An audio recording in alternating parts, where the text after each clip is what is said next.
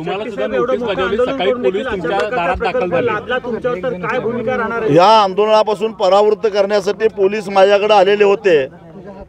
मला सांगितलं की बंदी हुकूम आहे, जमावबंदी आहे, तुम्हाला जाता येणार नाही।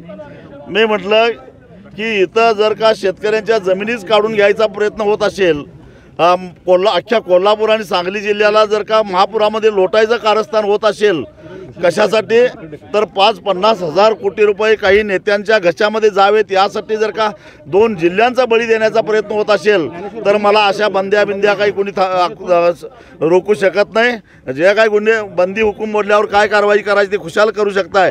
न्याय व्यवस्थेसमोर जाऊन ताट मानेनं आम्ही सांगू का सविनय कायदेभंग आम्ही कशासाठी केला।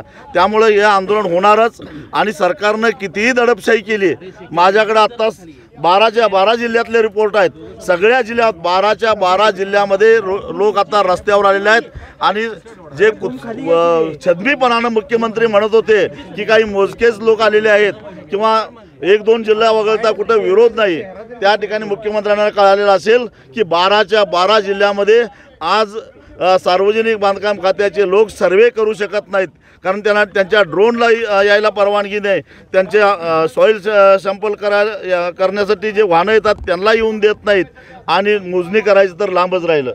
खरं तर 12 जिल्ह्यांमध्ये आंदोलन होते, मात्र जर हा शक्तीपीठ महामार्ग रेटण्याचा सरकारने प्रयत्न केला तर मग काय करणार? कारण आज चक्काजाम झालं, एक भूमिका तुमची झाली।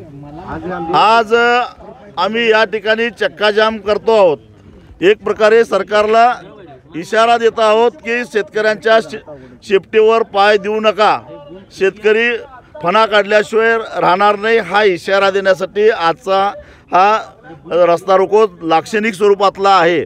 या उपर जर का सरकार सुधारणार नसेल, 4 जुलैला खरं तर मी ऐकलं की 6 जुलैला मुख्यमंत्री आषाढी एकादशीला पंढरपूरला येणार आहेत आणि ते सपत्नीक पांडुरंगाची पूजा करणार आहेत।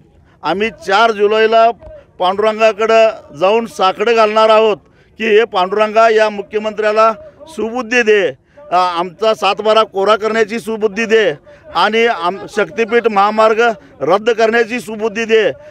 आणि पांडुरंगा जर ही सुबुद्धी या मुख्यमंत्र्याला मिळाली नाही, पांडुरंगाने दिली नाही, तर नव्या संघर्षाला तयार होण्यासाठी आम्हाला बळ दे, असं साकडं मी पांडुरंगाला घालणार आहे।